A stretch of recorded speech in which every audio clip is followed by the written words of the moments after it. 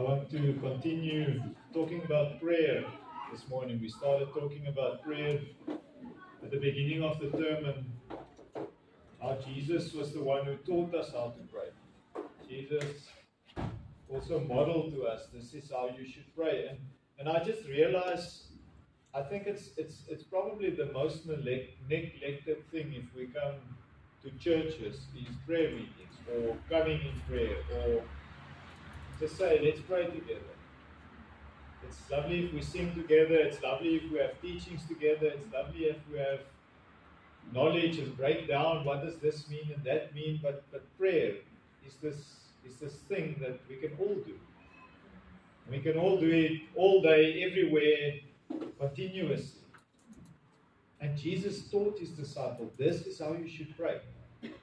And we've looked at that conversation and that model Jesus gave us, and also that Jesus promised us that there will be an answer to your prayer.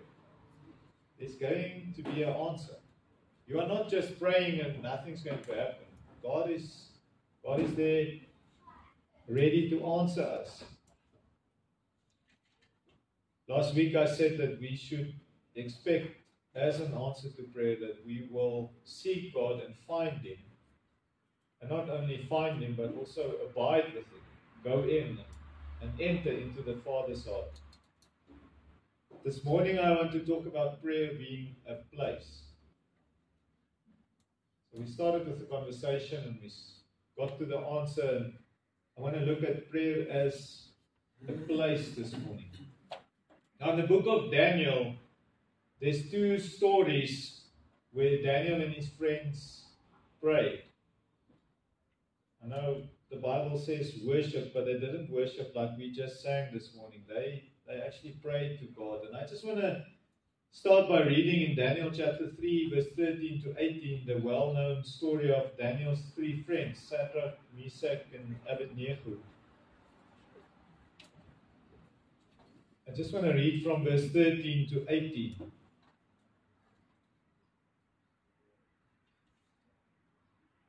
So the story starts when Nebuchadnezzar made this big image and he said that they must pray. Everyone must worship this image. No other God, no other religion, just this image. And then these three men decided they are not going to worship that image. So in verse 13, then Nebuchadnezzar, in rage and fury, gave the command to bring Shadrach, Meshach, and Abednego. So they brought them before the king. Nebuchadnezzar spoke, saying to them, is it true, Shadrach, Meshach, and Abednego, that you do not serve my gods or worship the gold image which I have set up? Now, if you are ready, at the time you hear the sound of the horn, the flute, harp, lyre, and psaltery, in symphony with all kinds of music, and you fall down and you worship the image which I have made, good. But if you do not worship, you shall be cast immediately into the midst of a burning fiery furnace. And who is the God who will deliver you from my hands? How many times we find ourselves as children of God in this place where these guys found themselves? Everything is going against you. If you just submit, if you just surrender, and the world all around us is shouting, who is the God who will save you from this? Who is the God who will possibly change your circumstance? Who is the God who will possibly alter what is happening? How are you going to get out of this situation? Or this condition? Or this whatever? What God can save you from this? You have prayed, you have worshipped, you have done your thing, and just admit it. Just admit it. There's no God who can save you, and let's carry on with our lives. This is what Nebuchadnezzar is telling these three men.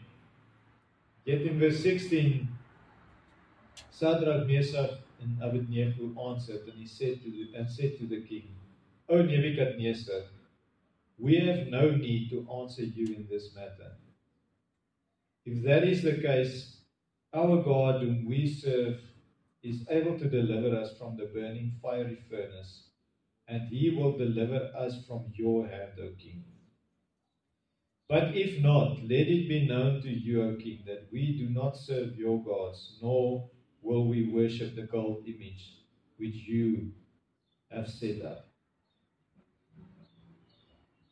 And normally this is where we come and realize as humans, I think I sometimes expect God to now show up.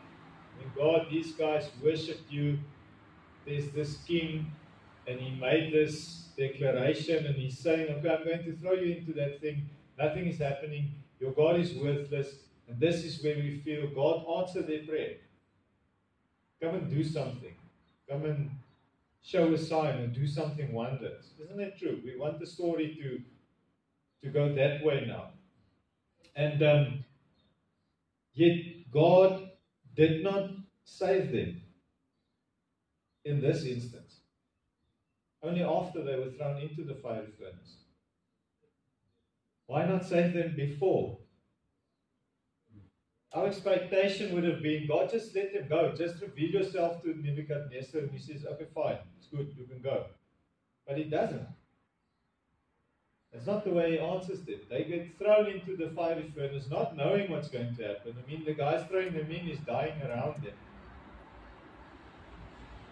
And how different this is to the way we perceive answer to prayer.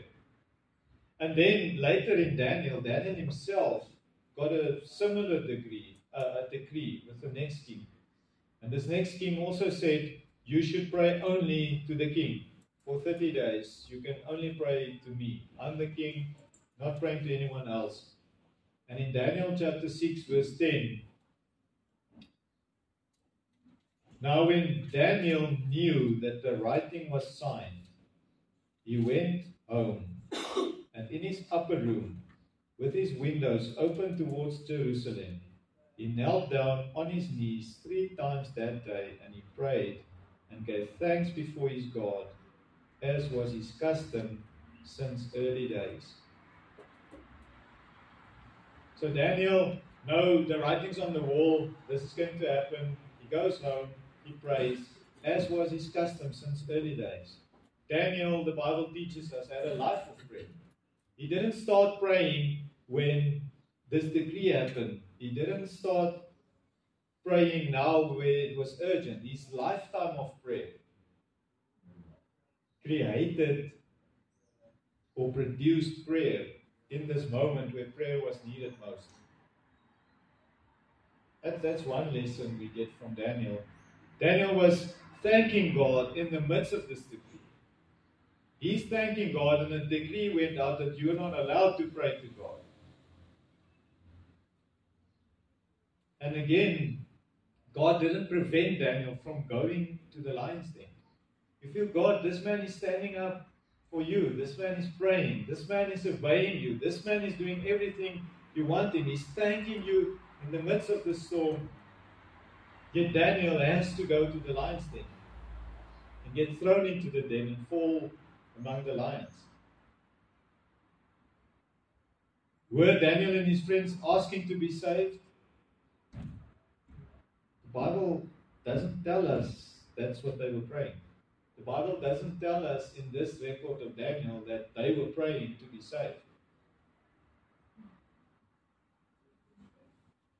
Probably, it might be that they asked that. I mean, if we were in that position as humans, and they were only humans, it might be that they asked that, but it doesn't record it. But what I want us to see this morning, maybe prayer was something else to them. Maybe prayer was to these 4 men more about the time with God than the request they were bringing. Maybe it was just for them like it's non-negotiable. I'm going to spend time with God. You can be the king. You can be the guy that's throwing me into the fire. You can be the fire. I am spending time with God. I need to get to my God. And you're not going to stop me with a gold image or with soldiers or with a lion's den or with anything. I want to get to God. Maybe that's why we don't read their request. Because maybe we need to learn something about prayer that is more than just the request we are bringing. A little later, actually a little earlier than this, but later in our Bible, also earlier in our Bibles, Jeremiah received a promise from God. Now, as Jeremiah was just doing his life and doing his thing, God starts speaking to him. And when God speaks to us in prayer, that's part of prayer. Prayer is this conversation that, yes, we are talking to God, but God's also talking to us. And Jeremiah had this moment where God is speaking to him. And in Jeremiah chapter 1, verse 5, God calls him. And he says to Jeremiah the following: "Before I formed you in the womb, I knew you. Before you were born, I sanctified you. I ordained you a prophet to the nations." So here's Jeremiah, and in prayer, God is saying this to him: Jeremiah, I've called you a prophet to the nations. And it goes on a little bit down in verse 10. God gives him this promise: "See, I have this day set you over the nations and over the kingdoms, to root out and to pull down, to destroy and to throw down and to build and to plant." What an amazing promise. If God tells you, I'm setting you over the nations, you will tear down and pull down and root up, and you will plant. You will have this power, this control. This is what it literally says. You will have, I'm setting you over the nations and over kingdoms, to root out, to pull down, to destroy, to throw down, to build, and to plant. And then God goes one step further. And in verse 17 he says, "Therefore, Jeremiah, prepare yourself and arise and speak to them all that I command you. Do not be dismayed before their faces, lest I dismay you before them. For behold, I have made you this day a fortified city, and an iron pillar and bronze walls against the whole land." So God is saying, I'm making you a fortified city. I give you this power. You will go, you will declare things, and you will be protected. A fortified city is a safe place. A fortified city is a protected place where back in the day you couldn't get in. You can't just walk into a fortified city. Those old castles and things we see. And by the way, it will be bronze walls. It will be metal walls. It won't be just rocks that's there. It will be this impregnable city. You cannot penetrate it. You cannot get in.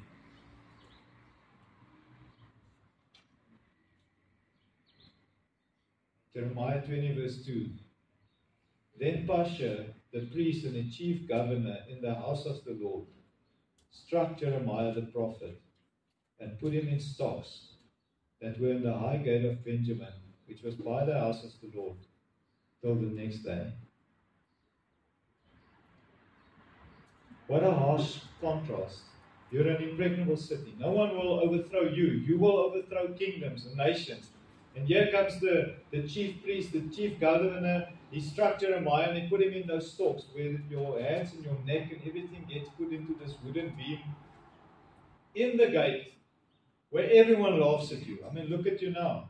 You said this is what God is saying. You said this is what God's going to do. I mean, look at you. You said you're an impregnable city. You said you're a fortified city. No one will be able. And look at you now, Jeremiah. Look where you are. Confounded before men. For a whole day he sat in that condition, in that position. It's such a contrast to what God just said to Jeremiah a couple of chapters earlier, a few years earlier.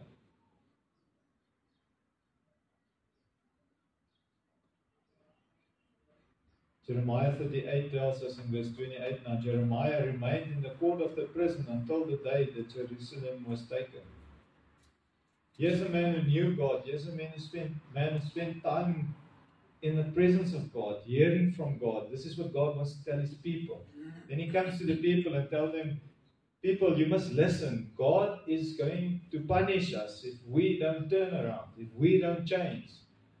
And the result of that, he's doing that with this promise. The result of that is Jeremiah being mocked, beaten, put into stocks, put into prison. And years later, this is where he finds himself in the court of the prison. And the day Jerusalem was taken, Jeremiah was still there.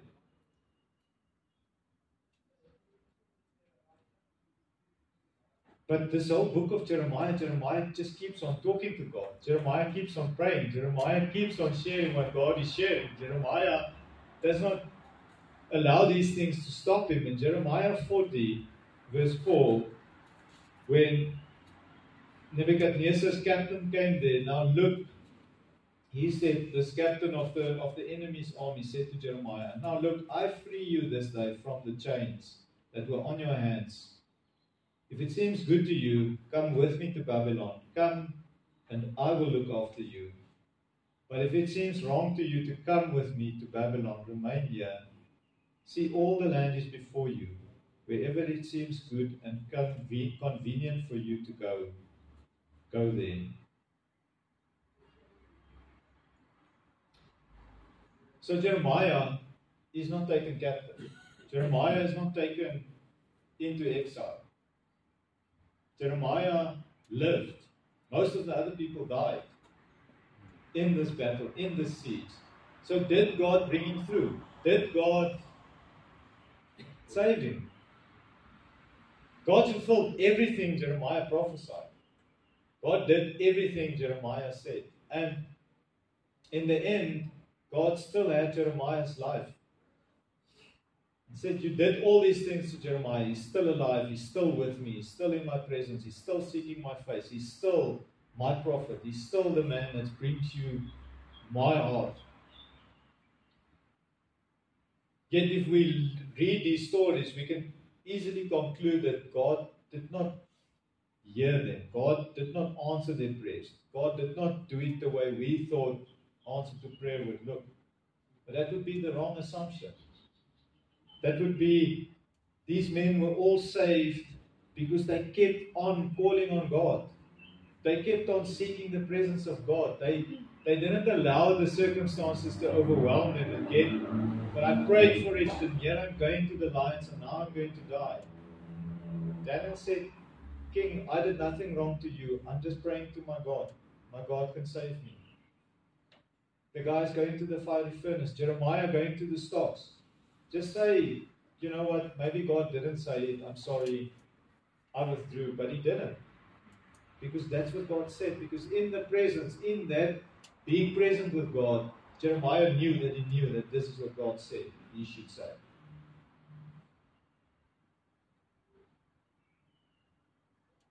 I realize as I read this, prayer definitely became more than a request or a promise to these men. And as they stood in prayer, we read that the whole world around them just wanted to invade that space and break it down. That space where they were praying, that space where they were crying out to God, everything around them, even the whole kingdom wanted to just tear that down, break it down, just stop it. Just stop praying. How difficult to protect my position of praying before the Almighty God. How difficult even for us to just keep that sacred space. This is my place. This is a place where I meet with God. And that place is everywhere I go and I want to meet with my King. I have to fight for that space. I have to fight for that place. I have to protect that place. What if prayer is the place where heaven comes to earth? What is prayer? What if prayer is the place where God's kingdom comes? Then it makes sense that everything will come against this kingdom, because this world comes against this kingdom of heaven that's invading earth, that's breaking open into this planet and into our lives. And that is why it is so difficult sometimes to just get to the place where, let me just go and pray about this. Because all the odds are against us. Andrew Murray writes in his book, praying without ceasing is the earthly manifestation of heaven, a foretaste of the life where they rest neither day nor night in their song of worship and adoration. Prayer is that place where we can, if we pray without ceasing, it's that place where there's an earthly manifestation. There's something that gets manifest here on earth of heaven, a foretaste of a life where we will just be present with God. Isn't where we're going to heaven to be with God in the presence of God. The end of our lifetimes, the end of our following Jesus is be with God, be with the Father, be with the Son. And prayer is being with the Father. So prayer is a foretaste of the life that we will rest neither day or night just worshipping and adoring our God. And I think as followers of Jesus, as children of God, people walking in the light, people living this new life, living as children of the kingdom of God. Prayer is the air you and I breathe. We need prayer to survive. We need prayer to do this life. Time in prayer is the foundation of our new life in Jesus Christ. Nothing you will ever do, nothing that happens without prayer. There's nothing you and I can achieve or do in this life for God that does not come from prayer. And I think it's something that we never say. It's something that we never think about. It's something that we underestimate. Yet it's necessary to realize that nothing will come without prayer. And as we pray, yes, affliction comes. Isaiah 48, 10 to 11. God is saying the following, Behold, I have refined you, but not as silver. I have tested you in the furnace of affliction. For my own sake, for my own sake, I will do it.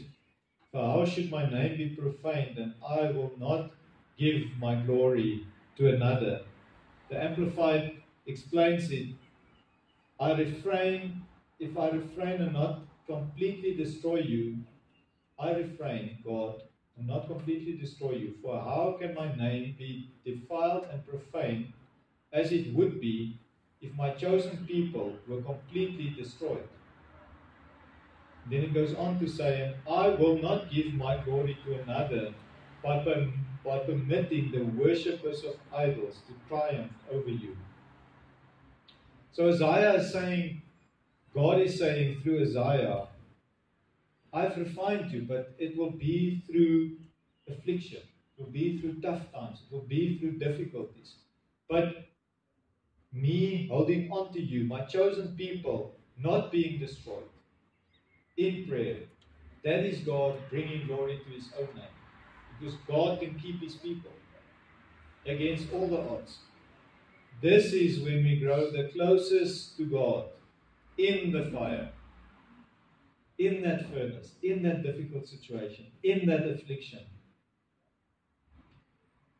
And in all of that, always having that special place, and that special place is prayer, where I can be with my Father, where I can intimately speak to Him, where I can seek Him, find Him, and knock on the door and actually enter His heart and enter into the heart of the Father and hear from the Father. This is what is on our Father's heart, where the child of God is intimate with the Father, where we are so aware of God's heart that we actually realize, but hang on, I also realize what's God's heart for all the people around me and in the situation and everything that's happening because of me spending intimate time with God.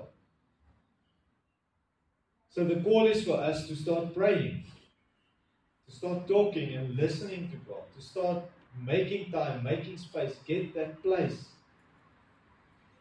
It's a habit. And this habit is one that needs to grow. It's a habit that we need to grow. We need to grow our prayer life. As we pray and start seeking God and finding God and abiding with God, This is the certain answer to God. Finding God, being with God, abiding with God.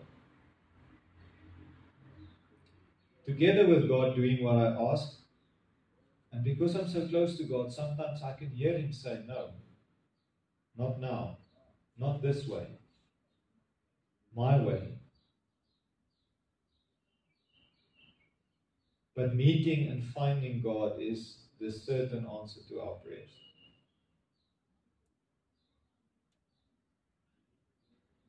Today I just wanted to show to you that prayer is a place where you are meeting God. And that place can be in the lion's den, it can be in the fiery furnace, it can be in the decree, it can be in Jeremiah sitting in the stocks, it can be in being rejected, it can be wherever you are, but prayer is where heaven comes and manifests on this earth. All of a sudden, God's kingdom is just coming into that space where you are talking to God, where you are in God's presence. Jesus showed us how we should just put everything aside and seek God's face. How we should leave everything, leave all behind, and just go and seek our Father. Say, Father, even right at the end, Jesus was still saying, guys, just hang on, just be awake with me for a while. I'm going to the cross in a moment, but I just want to go and spend time with my Father. Just before I go, I want to go and spend time with my Father.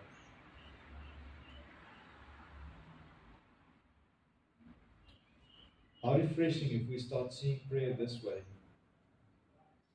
And then we realize what Jesus was saying. He was always teaching and living from this place of prayer. And how different John 5:19 sounds. Very truly, Jesus says, I tell you, the Son can do nothing by himself. He can do only what he sees his Father doing. Because whatever the Father does, the Son also do. Jesus was so spending time with the Father that he could see that this is what my Father is busy doing. So when you see me doing something, you realize that's what I saw my Father doing, and that's what I'm doing. And the union between the Father and the Son was so beautifully illustrated and modeled by Jesus when he was here. And it's an encouragement to us that if we look at our prayer life and we look at what we ask God, how much more there is to our prayer life. And asking God things. And stop asking Him because He didn't give it to us. Or stop asking because, I don't know, something didn't happen. Or the pressure is too much. Where in the persecution, in the fiery furnace, we see that the Bible teaches us there is where you will be the closest to God. Because God is in that place where you cry out to Him and say, Father, I need you now. And I have intimate relationship with the Father, irrespective of what's going on around me.